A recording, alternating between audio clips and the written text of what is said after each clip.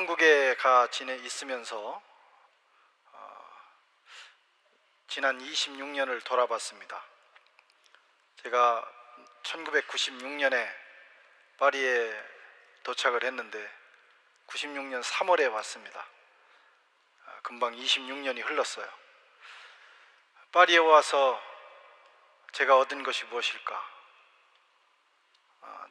파리에 와서 생활하면서 제가 깨달은 것이 있다면 무엇일까?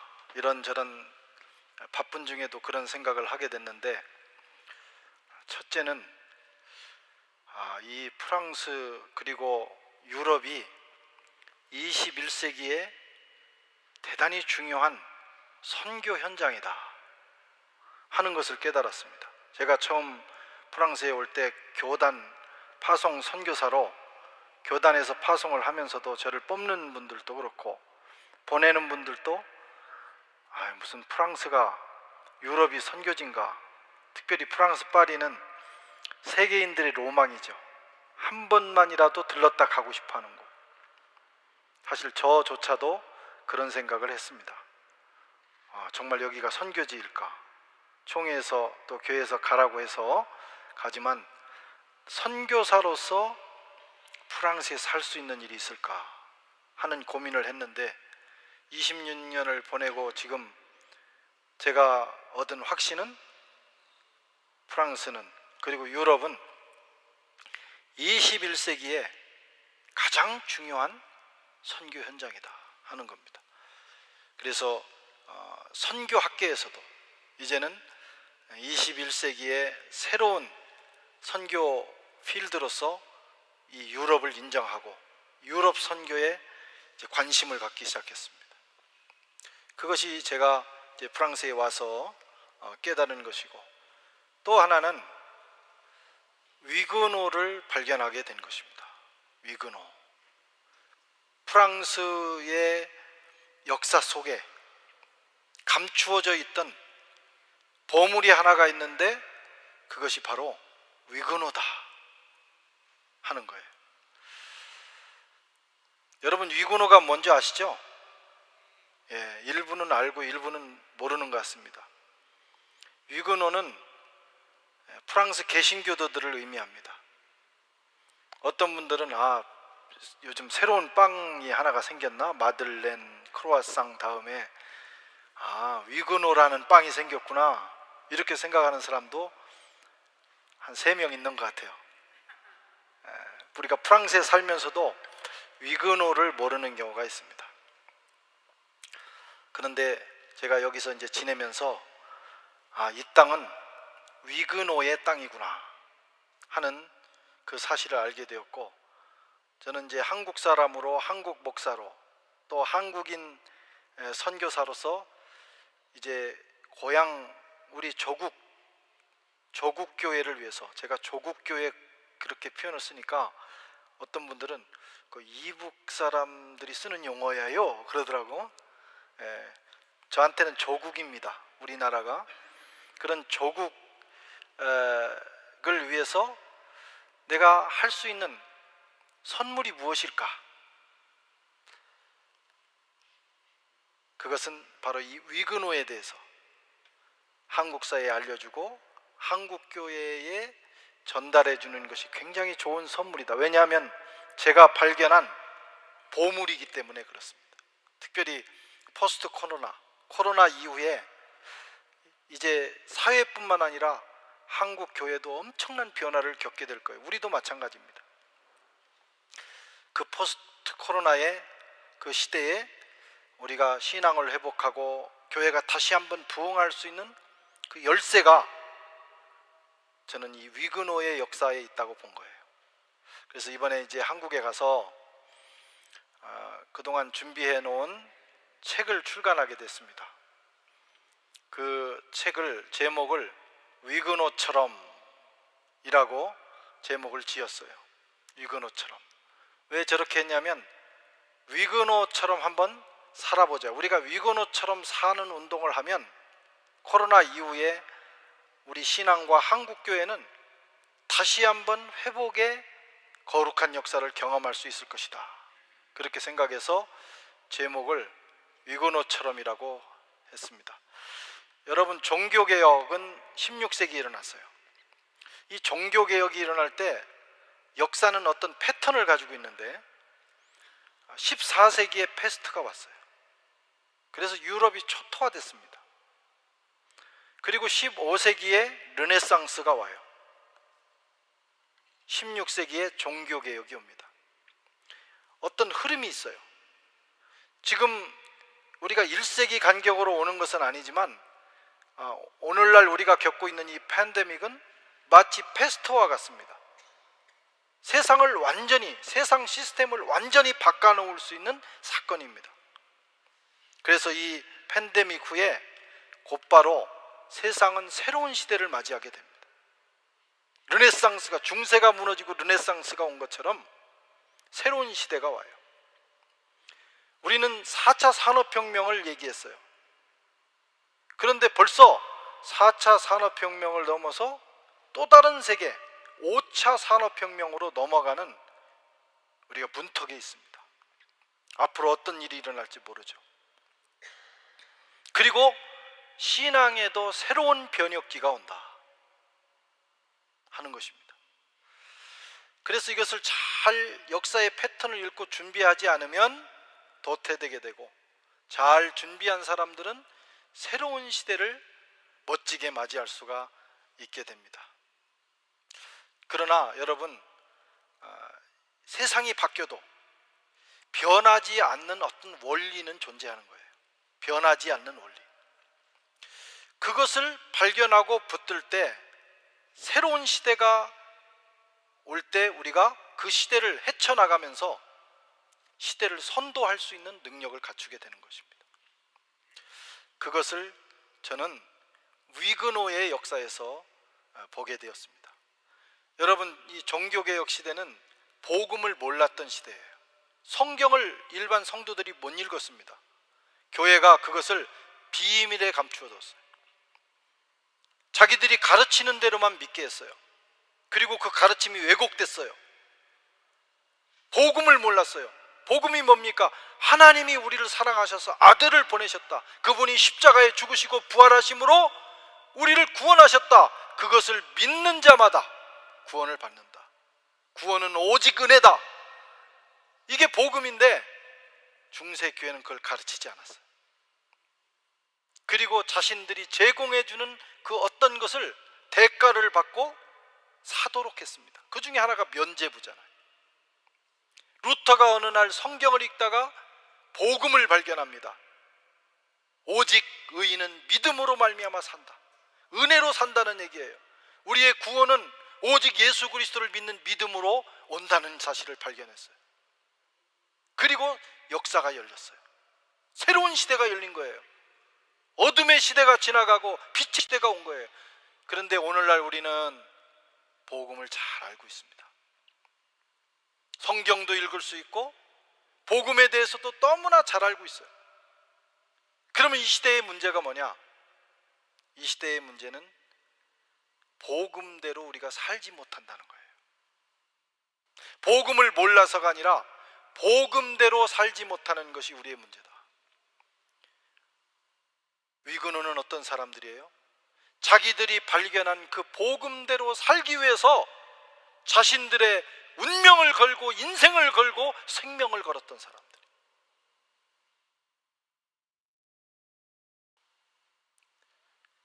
그 위그노를 우리가 살펴보면서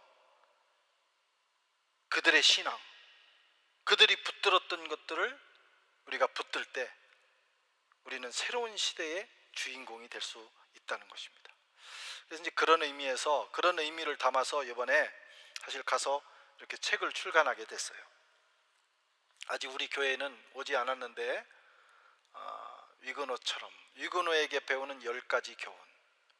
그래서 위그노의 역사를, 500년 역사를 요약을 하고, 그리고 10가지 테마를 가지고 기록을 하고 한 테마마다 3가지 이야기들을 담았는데 이게 출간되면서 한국교회에서 굉장히 좋은 반응이 일어났습니다. 각 교회 목사님들이 이것을 가지고 설교를 하기 시작했고, 또 어느 교회에서는 중직자들 교육 교재로 쓰기 위해서 상당수를 주문하고 또 강의, 영상 강의를 저에게 또 요청하기도 하고, 또 신학교에서는 북 읽기, 성경 읽기 그런 모임들에서 이 책을 또 읽고 저하고 또 대화를 나누기로 하고 하면서 한국 교회에 어떤 위그노 무브먼트가 일어나고 있었어요. 사실 저는 제가 기도했던 것입니다. 왜냐하면 이게 그냥 하나의 지식을 전달하는 걸로 끝나지 않고 한국 교회를 뭔가 이 위기에서 구원해낼 수 있는, 이 위기에서 일으킬 수 있는 어떤 운동이 일어나면 좋겠다 하는 마음으로 갔는데 실제로 그런 역사가 일어나고 있습니다. 여러분도 계속해서 기도해 주셔서 우리 파리에 있는 우리 선한교회가 정말 우리 조국 교회를 위해서 뭔가 기여할 수 있다면 얼마나 좋겠어요. 그런 일이 일어나고 있습니다. 그러면 여러분, 위그노가 뭐냐 하는 거예요. 위그노라고 하는 것은 프랑스 개신교, 특별히 16세기에서 18세기의 프랑스 개신교도들을 의미하는데, 이 단어는 원래 독일에서 왔습니다. 독일어에서 왔어요. 깔뱅이, 장깔뱅, 프랑스 사람 장깔뱅이 이제 제네바에 가서 종교개혁을 하지 않습니까? 그런데 제네바, 베른, 프라이부르고 이 세 껑똥이라고 해요. 껑똥, 이 세 지방이 동맹을 맺습니다. 종교개혁 동맹을 맺죠. 그 동맹이라는 의미를 나중에 불어로 번역하면서 위그노라고 하는 단어가 생겼고, 이 위그노는 이제 16세기에서 18세기에 캐톨릭에 대항해서 종교개혁을 일으켜서 신앙생활했던 프랑스 개신교도들을 의미합니다. 그런데 이 위그노들은 이런 십자가를 가지고 있어요. 이 교회도, 우리가 사용하는 이 교회도 위그노의 후손의 교회입니다. 지금 위그노가 있는 건 아니에요. 위그노의 후손들이 있어요. 개혁교회 성도들은 위그노의 후손들입니다. 그런데 이 사람들은 이 십자가를 몸에 지닙니다. 여기에 배지로 달거나 목에 달거나 또는 가정에 가면 벽에 걸어놓거나 심지어는 집 앞에 문패 옆에 위그노의 십자가를 달아놓습니다. 위그노의 십자가를 달아놓는다는 것은 자기들의 조상이 부끄럽지 않다 하는 뜻이에요. 내가 위그노의 후손이라고 하는 거, 프랑스에서 이 개혁 개신교회가 비록 소수지만, 힘이 없는 소수지만 내가 위그노의 후손이라고 하는 것을 이 사람들은 부끄럽게 생각하지 않는다. 우리도 생각해 봐야 됩니다. 언젠가 550년, 100년 후에 우리 후손들이 대한민국의 한국 교회의 성도의 후손이라고 하는 것을 부끄러워할까, 자랑스럽게 여길까? 그것은 교회가 크고 많이 모이고 화려한 것에 있지 않습니다. 얼마나 우리가 복음을 따라서 하나님의 말씀대로 치열하게 살았느냐에 따라서 우리 후손들은 우리를 자랑스럽게 여기거나 또는 우리를 부끄럽게 여길 거예요. 또한 우리 자손들, 가정으로 말하면 우리 자손들도 마찬가지입니다. 우리 부모를 우리 후손들이 자랑스럽게 여길까, 또 부끄럽게 여길까, 그것을 생각하면서 지금 우리가 신앙생활을 해야 됩니다. 이 사람들은 이런 위그노 십자가를 자랑스럽게 여겼어요. 자기들의 조상을 자랑스럽게 여겼다는 거예요. 그러면 그 다음에 위그노는 어떤 사람들인가 하는 겁니다. 왜 우리가 이 시대에 21세기에 위그노에 대해서 생각을 해야 하는가? 그것은 우리가 위그노의 후손들이기 때문입니다. 이 위그노라고 하는 프랑스 개신교회에서 장 깔뱅이라는 종교개혁자가 나왔어요. 그리고 이 종교개혁자가 제네바에서 종교개혁을 하면서 프랑스 땅에 위그노 교회가 세워지는 일에 신학적으로 또 교회를 조직하는 것에 지대한 영향을 줬어요. 그리고 이 장 깔뱅 밑에서 공부하고 돌아가서 종교개혁을 한 스코틀랜드의 종교개혁자가 있는데 그분이 존 낙스입니다. 이 존 낙스가 오늘날 저와 여러분들이 신앙생활하고 있는 프레스비테리언 처치, 장로교회를 만들었어요. 그 장로교회가 미국으로 건너갔다가 우리나라에 전파가 된 것입니다. 그래서 한국교회는 제일 큰 교회가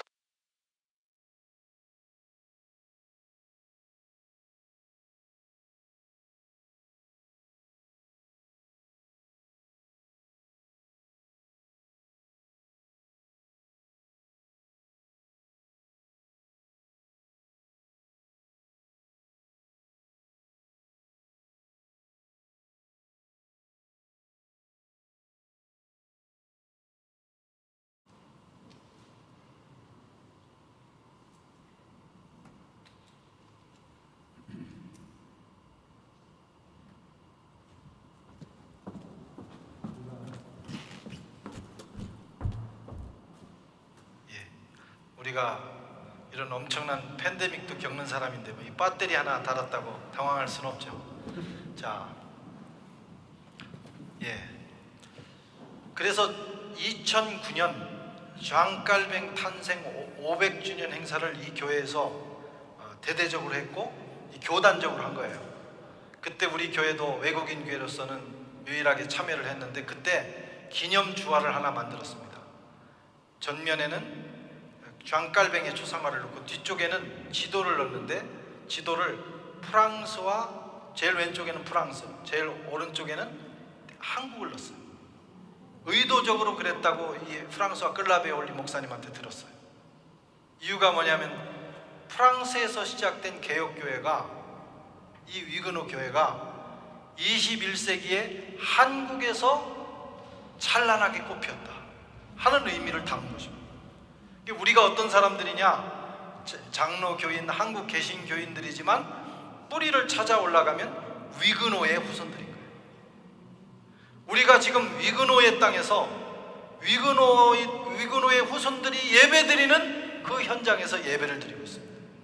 특별히 이 교회는, 우리가 드리는 예배드리는 이 교회는 프랑스 개신교회가 종교의 자유를 얻고 프랑스 혁명 이후에 프랑스 정부가 지은 최초의 예배당입니다. 그리고 개혁교회 국가가 허가한 최초의 총회를 바로 이 현장에서 한 거예요. 우리가 그 위그노의 그 위대한 역사의 흔적이 있는 교회에서 예배를 드립니다. 그런 의미에서 우리는 위그노를 알아야 돼요. 또 하나는 위그노는 오랜 고난을 견디면서 그들의 신앙을 지킨 사람들입니다. 우리가 1년, 2년은 견딜 수 있어요. 50년 견디기가 어려워요. 100년 견디기가 어려워요. 이 사람들은 수세기 동안 견뎌냈습니다. 그래서 위대한 거예요. 그러면 위그노에게서 배울 수 있는 것들이 몇 가지냐? 많이 있지만 그 중에 3가지만 살펴보겠습니다. 위그노는 첫째로 여러분, 말씀을 붙들었던 사람들이에요. 말씀을 붙든 사람들. 기독교는 말씀의 종교입니다. 하나님은 말씀으로 존재하시고 말씀을 통해서 우리 가운데 역사하십니다. 우리가 하나님을 어떻게 만나요? 말씀을 통해서 만나는 거예요. 종교개혁은 성경을 읽기 시작하면서, 그리고 그 성경을 번역해서 나눠주면서부터 시작이 됐습니다. 프랑스 종교개혁도 마찬가지였어요. 저것은 올리베땅이라고 하는 프랑스인이 번역해서 출판한 성경입니다. 종교개혁 당시에. 올리베땅은 존 깔뱅의 사촌이에요. 또 그 다음에 저것은 루이 14세 당시에 그 개신교 게릴라군이 있었는데 까미자르라고 하는 그 장군이 읽던 성경입니다. 이 개신교인들은 부지런히 성경을 읽었어요. 그리고 말씀으로부터 깨닫고 말씀으로부터 힘을 얻고 역사를 바꾸어 나갔습니다. 우리 개신교, 우리가 위그노의 후손이다, 내가 개신교인이다 하는 것은 하나님의 말씀에 우리의 모든 것을 거는 사람이라는 뜻이에요. 하나님의 말씀은 능력이 있습니다. 하나님의 말씀은 우리에게 길을 제시합니다. 시편 119편에 보면 여호와의 말씀은 내 발의 등이요 내 길의 빛이니이다. 발의 등이라는 것은 내 앞에 있는 문제를 보고 해결한다는 거예요. 빛이라고 하는 것은, 내 길의 빛이라는 것은 먼 미래를 볼 수 있다는 것입니다. 하나님의 말씀이 우리에게 주는 축복입니다. 우리가 하나님의 말씀을 붙들고 그 말씀대로 살아가면 하나님께서는 내 앞에 있는 문제도 해결해 주실 뿐만 아니라 내가 걸어가야 될 길도 열어주시는 하나님이십니다. 그것은 개인뿐만이 아니라 사회와 역사도 마찬가지예요. 세상이 어두운 것은 우리가 말씀을 버렸기 때문입니다. 그러나 하나님의 말씀을 붙들고 살아가면 세상은 밝아집니다. 우리 앞에 있는 문제를 해결할 뿐만 아니라 칠흑같이 어두운 역사를 할지라도 저 먼 미래를 볼 수 있는 그 능력이 말씀을 통해서 우리에게 생기는 거예요. 여러분, 이 코로나 시대는 정말 앞을 내다볼 수 없는 시대입니다. 내년에 어떤 일이 일어날지 우리는 몰라요. 그러나 우리가 하나님의 말씀을 붙들면 하나님의 말씀이 저와 여러분들의 삶을 인도해 주실 줄로 믿습니다. 우리는 말씀을 붙들어야 돼요. 사실 이 위그노들은 정말 험악한 역사를 살아냈어요. 저도 그분의 그 역사에 대해서 책을 읽다가 몇 번 정말 우울할 정도로, 이 역사를 읽어가면서 우울하고 너무나 답답해서 너무나 슬퍼서 책을 여러 번 덮을 정도로 그런 힘든 삶을 이 사람들은 살아갔습니다. 그러나 이 사람들은 결국 승리했습니다. 왜? 하나님의 말씀을 붙들었기 때문이에요. 이 사람들이 하나님의 말씀을 붙들고 승리했다고 하는 게 뭐냐? 어떤 사람들은 요즘 프랑스 교회를 보면, 제가 처음 96년에 왔을 때 1.9%였어요. 지금은 2018년에 3.2%까지 올라갔는데, 아이고 뭐 이거 미전도 종족밖에 안 되는데 뭘 이게 승리했다고 볼 수 있느냐? 이게 이 위그노 교회가 어떻게 이런 걸 놓고 성공했다고 볼 수 있느냐? 이렇게 비판하는 사람들도 있지만 그렇지 않아요. 첫째는 후손들이 자랑스러워하는 거, 또 하나는 믿음의 본질을 지켰어요. 루이 14세가 엄청난 박해를 하자 이 사람들은 저 남불 광야에 숨어 들어가서 끝까지 목숨 걸고 복음을 지켰습니다. 우리가 그 믿음을 받은 거예요. 또 한 가지는 이 사람들이 디아스포라로 흩어져서 세계 역사를 변화시켰어요. 영국으로 간 위그노가 영국의 산업혁명의 기초를 놨어요. 독일로 간 위그노는 베를린 지역을 중심으로 브란덴부르크라는 그런 제후국이 있었는데, 거기에 가서 산업을 일으켜서 프로이센을 만들고, 그 프로이센이 나중에 프랑스하고 전쟁을 해서 프랑스가 깨집니다. 그 아픔을 극복하기 위해서 프랑스인들이 헌금을 걷어서 하나님 우리나라를 지켜주세요 라고 해서 지은 성당이 바로 우리 그 몽마르트, 우리 교육관에서 보면 보이죠? 몽마르트에 있는 사크르케어 성당입니다. 또 이 사람들이 네덜란드로 가서, 또 제네바로 가서 정밀 산업을 일으키고, 미국으로 가서 또 산업을 일으키고, 심지어는 남아공까지 가서 포도주 산업을 일으켰어요. 위그노들이 비록 자기 나라에서 쫓겨나서 디아스포라로 흩어졌지만 이 사람들은 세계의 역사를 변화시킨 역사의 주역들이 된 것입니다. 그래서 성공한 거예요. 그들이 그렇게 성공할 수 있었던 이유는 하나님의 말씀을 붙들었기 때문이에요. 아무리 역사가 어렵고 어둡고 우리의 인생 앞길이 어둡다 할지라도 하나님의 말씀을 붙드는 민족과 그런 사람은 결국은 승리하게 될 줄로 믿습니다. 그것이 위그노가 우리에게 보여주는 역사예요. 그 다음에 보면 이 종교개혁 정신을 보여주는데, 이 사람들은 이렇게 가정에서 모여서 항상 성경을 읽었습니다. 성경을 이렇게 읽었기 때문에 성경을 읽고 자녀들에게 가르치다 보니까 문맹을 깨치는 거예요. 문맹이 없어졌어요. 그래서 지식인이 되고 엔지니어가 되고 상당히 이 사회에서 소중한 사람들이 된 것입니다. 그 다음에 보면 성경의 무게라는 이 그림인데, 저는 처음에 프랑스에 와서 깔뱅의 생가를 방문했다가 이 그림을 보고 얼마나 충격을 받았는지 돌아오는 내내 정말 가슴이 뛰어서 견딜 수가 없었어요. 성경의 무게라는 제목의 그림입니다. 성경이 저쪽 끝에 있어요.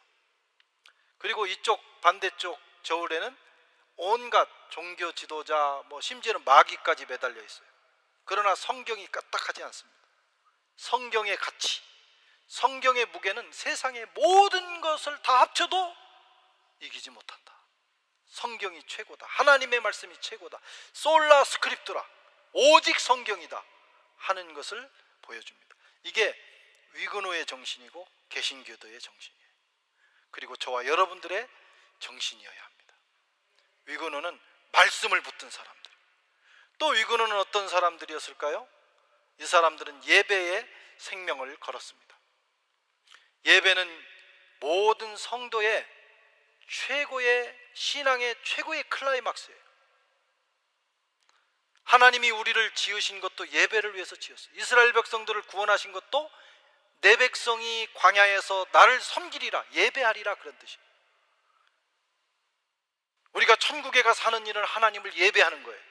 요한계시록에 보면 어린 양 보좌 앞에서 왕과 그리고 장로들이 엎드려서 그 어린 양 보좌를 예배합니다. 예배는 우리가 이 땅에 살아있는 동안 그리고 하나님 나라에 가서도 해야 될 성도의 가장 중요한 의무이면서 축복입니다. 예배는 하나님과의 만남입니다. 그리고 예배는 하나님과 우리 사이에 가진 가장 소중한 것을 서로 교환하는 역사적 사건이에요. 이 사람들은 예배에 생명을 걸었어요.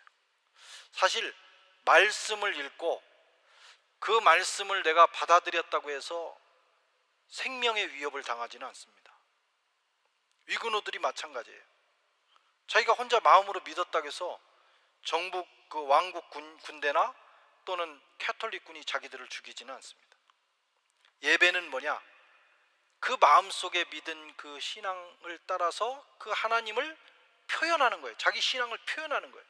예배를 드림으로 비로소 이들에게 박해가 온 거예요. 하지만 이 사람들은 예배만 안 드려도 그냥 마음속 개신교인으로 살아도 살면 죽지 않는데, 예배를 드림으로 이런 박해가 오는 것을 알았지만 이 사람들은 그럼에도 불구하고 예배를 포기하지 않았습니다. 그들은 예배 드리다가 목매달아 죽었어요. 예배 드리다가 화형을 당했어요. 예배를 드리다가 끌려가서 갤러리라고 하죠. 이 갤레르라고 하나요? 이 노예선, 거기에 끌려가서 노를 적다가 죽었어요. 3년을 넘기지 못한다고 합니다. 얼마나 고통스러운지. 예배, 개신교 예배를 드렸다는 이유 때문에. 그러나 그들은 예배를 포기하지 않았어요.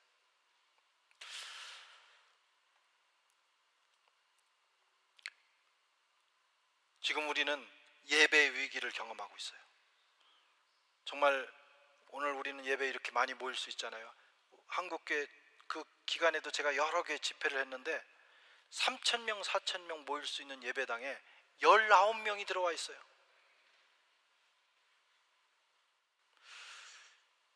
또 앙케이트 조사에 의하면 이 코로나 이후에 현장 예배로 나와서 예배를 드릴 사람이 얼마가 되느냐?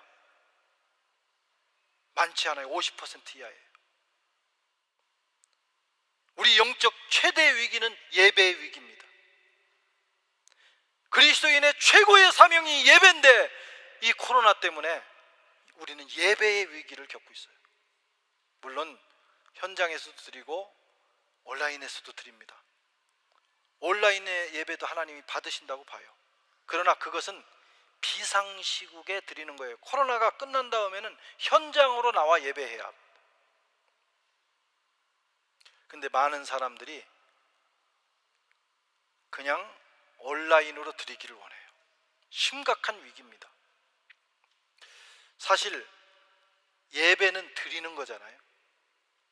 예배를 드리는 것은 예배를 준비하고 예배당까지 나와서 그 순서에 따라서 예배를 드리고 성도의 교제를 하고 그 모든 과정이 예배 드리는 거예요. 사실 온라인은 예배 보는 겁니다. 그냥 어떤 위기 상황에서 어쩔 수 없이 예배를 보는 거예요. 그런데 이 온라인 그 개인적인 예배가 공동체 예배를 대체하고 있다. 이것은 심각한 위기예요. 위근우들도 그런 예배의 위기를 겪었어요. 모여서 예배드리다가 걸리면 죽습니다. 그러나 그들은 예배를 포기하지 않았다. 위근우들이 가는 곳마다 여러분 예배의 현장이 됐습니다. 이거 돌려주세요. 그들이 강대상도 없고 건물도 없지만 그들이 모이면 그들은 예배를 드렸어요. 그냥 바위가 강대상이 된 것입니다. 그 다음에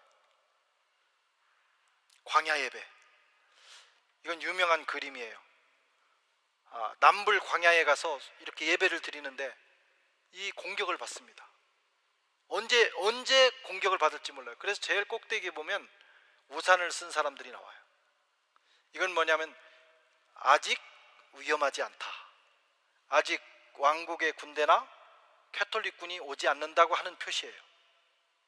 밑에도 우산을 쓴 사람들이 있어요. 이게 우리나라로 말하는 봉화 같은 거예요. 위험 신호를 알리는. 그래서 적군이 나타나면 빨리 우산을 접으면 그걸 보고 있던 밑에 사람들이 우산을 접습니다. 그러면 각자 다 산속으로 흩어져요. 그리고 교회 중직자 일부는 저 강대상을 가지고 흩어집니다. 한 번 더 눌러주세요. 이게 이동식 강대상이에요. 분해 결합이 가능합니다. 그래서 빨리 분해해가지고 사라져요. 그리고 나머지 사람들은 설교자를 보호하면서 사라집니다. 그들은 이렇게 예배를 드렸어요. 성만찬을 해야 되니까 이렇게 성만찬기도 분해 결합을 할 수 있도록 해가지고 몰래 가지고 다니다가 예배를 드릴 때 성만찬을 했습니다. 만만치 않은 시간이었어요. 예배 드리다가 걸리면 화형을 당합니다. 그러나 그들은 끝까지 예배를 포기하지 않았다. 그것이 위근호의 정신입니다. 오늘 우리는 한번 돌아봐야 돼요. 지금 여러 가지 상황에 의해서 공동체 예배도 드리고 온라인 예배를 드리지만 우리 마음 자세는 저 사람들하고 같은가? 상황은 비슷합니다. 그런데 우리 마음이 정말 저 사람들처럼 했는가? 저 사람들은 시간이 갈수록 더 예배를 사모하고 더 간절하고 더 절절했습니다. 그런데 미안한 얘기인데 저도 한국에 가서 이제 제가 섬기는 교회들 가서 예배를 드리고 또 밤 11시가 되면 우리 온라인 예배를 제가 들어와요. 요즘은 보니까 동시 접속자가 30명 정도 되더라고요. 온라인 예배를 안 드린다는 거예요.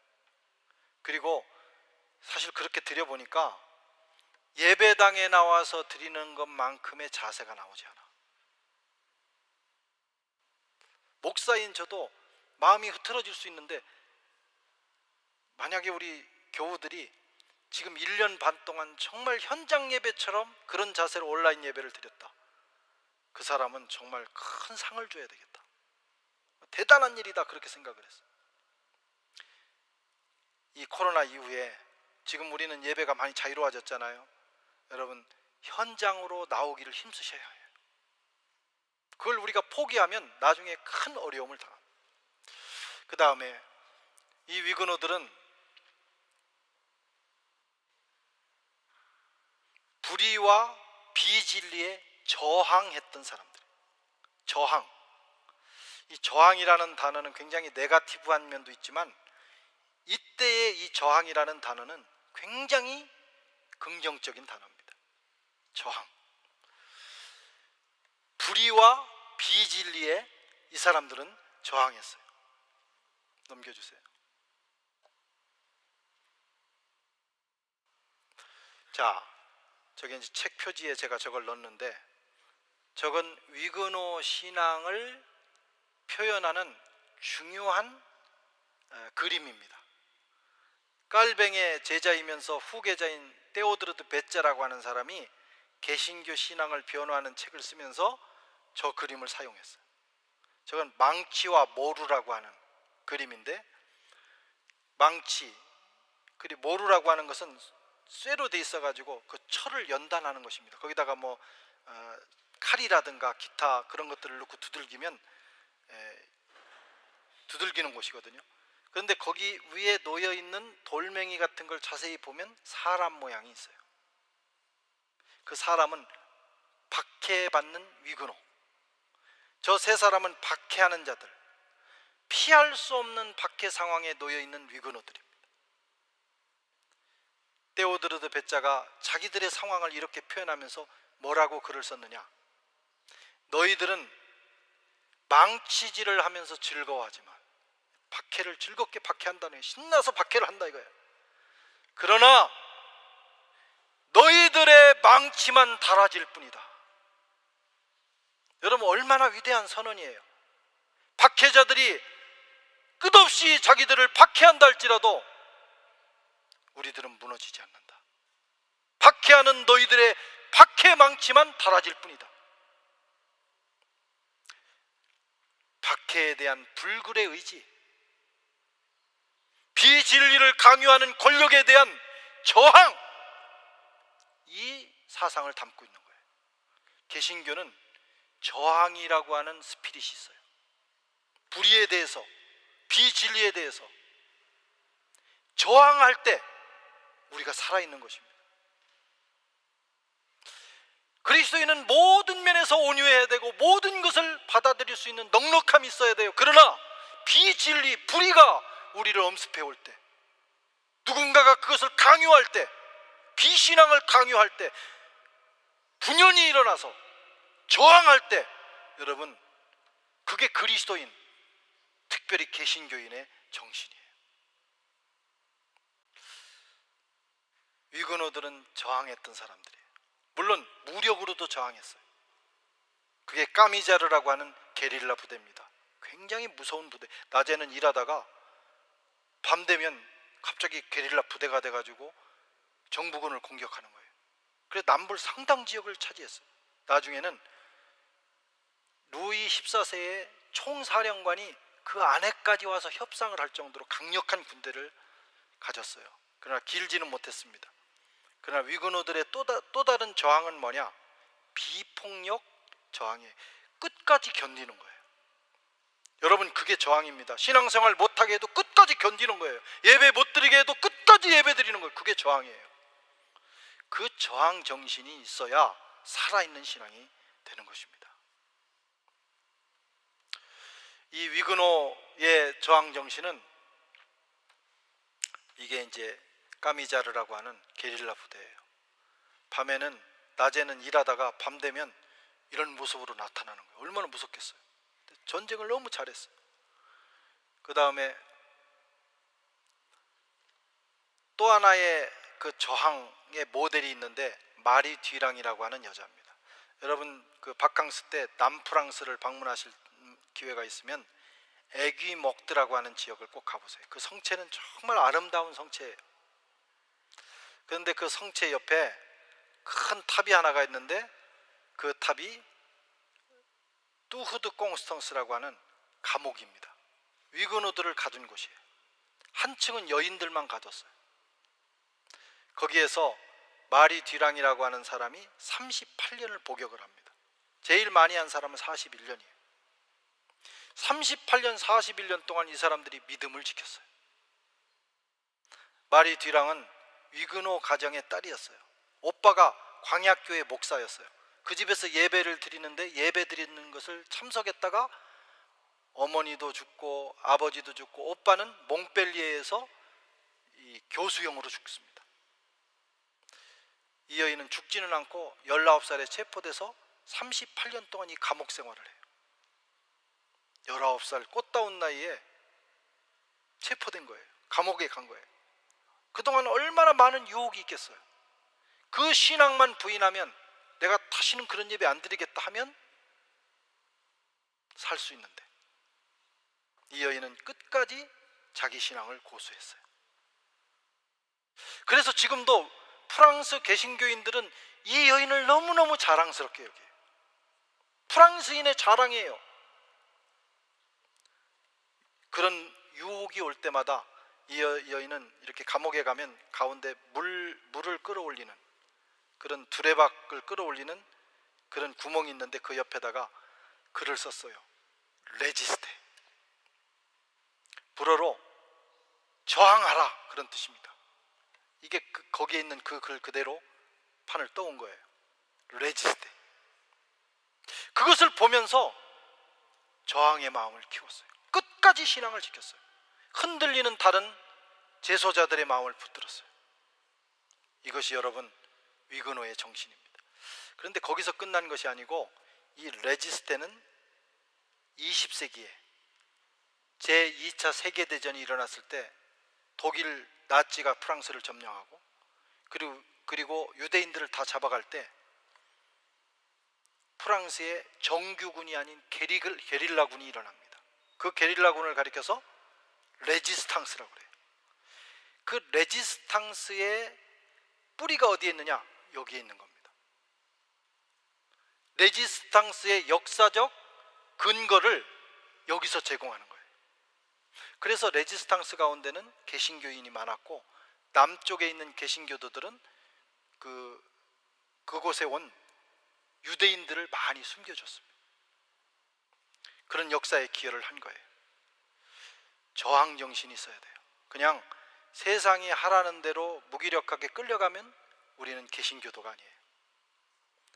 명백하게 내 양심의 자유를 제한할 때, 명백하게 비진리를 강요할 때 우리는 저항하는 그런 정신을 가져야 합니다. 그리고 여러분, 위그노는 어떤 사람들이었는가? 이 사람들은 행복한 사람들이었어요. 제가 여러분들에게 묻겠습니다. 여러분 지금 행복하세요?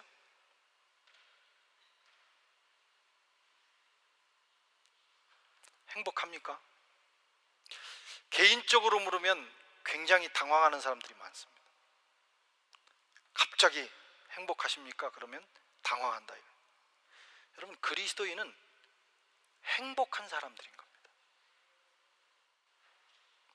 행복의 근원이신 하나님이 내 속에 계시기 때문이에요. 그 하나님을 만났기 때문이에요.